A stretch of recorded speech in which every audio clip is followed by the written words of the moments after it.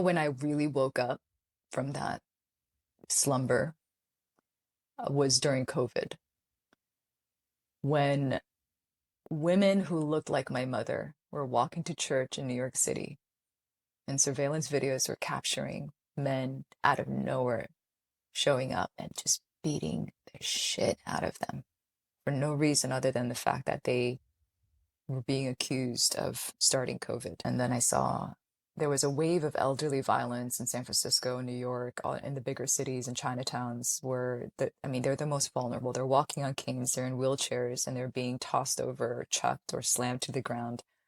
When I saw the inhumanity of it all and people being targeted just because they looked Asian was when I was so disgusted with myself I felt so selfish for being in depression when Hmm. when my community was really suffering. I that's when I woke up. It was like a jolt inside of me in my spirit saying, "How dare you get up, get moving, get active, and fight back."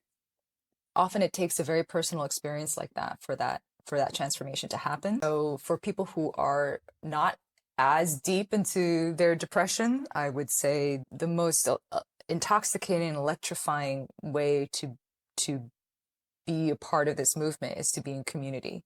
So find a local political chapter or even, Planned Parenthood, or there's so many nonprofits in this space as well, and grassroots organizations. Just be in community, and your risk of falling into depression and being ineffective reduces. But the chances are higher if you stay by yourself. I appreciate you coming to community in that I think community is such an antidote for so many things. Hmm. And this is coming from a position of having a strong community and then not. And that is very much something that I yearn for me and for others, especially as we're, going through the COVID thing and then coming out and then trying to get connected or not, but in some cases sticking with what we went into COVID with and then not getting re-engaged. And our phones allow us to just order food, Mm. so it allows us to stay a little bit more isolated.